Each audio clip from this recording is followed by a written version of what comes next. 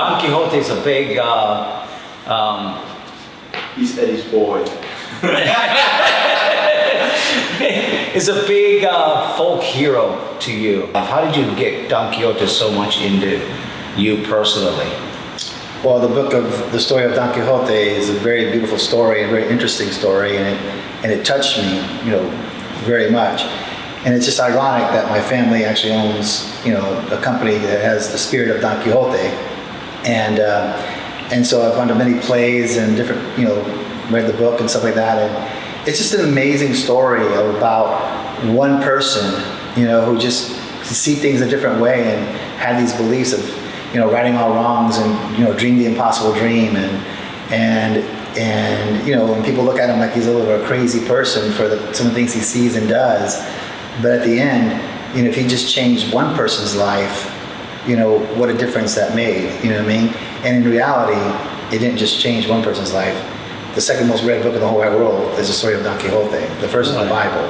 So, it touched many people's lives, what he's done, for our society and the way to look at something, I think is amazing. I can't believe there's not more stuff out there with Don Quixote in it, because I think it's one of the most beautiful stories there is, and very deep. A lot of people just can't understand how deep it is and what he's really done, and it's definitely touched me, and I'm a big believer, and I try to follow those beliefs. I believe that sometimes you don't take things for what they really are, and you got to see things differently, and you got to know who you are, and I know what my quest. I know what I'm on and what I'm trying to do and what I want to accomplish. And this is just my dream. This is my world, but my world is something that can be very beautiful and something very different. And I think that people will just see things the way I see it. The place might be a better place. I actually have I'm ashamed to say actually, now I might have to read that book, but I know a little bit about Don Quixote, but never read the book or anything like that. And I know it has to do with windmills. And I think that's where some of the people thought there was the craziness about that.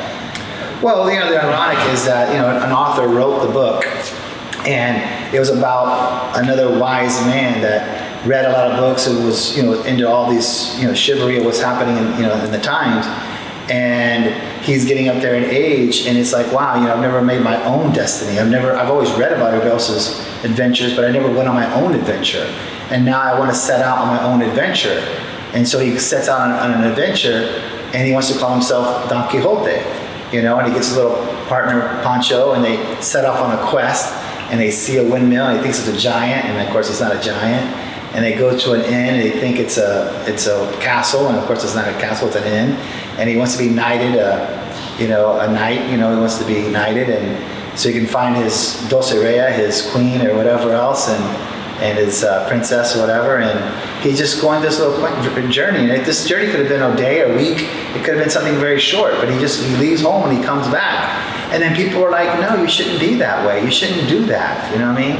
And they look into a mirror and just, that's not who you're supposed to be. And then, but when this lady comes in at the end of the story and says, who's there? And she says, oh, it's Dulcinea. You know what I mean? It's like, who are you? I don't remember you. And it's like, don't you remember me? And finally, once he gets his memory back, he's like, yes, I remember. And I remember how good things can be and should be, because the real world's not sometimes, what it should all be, really be.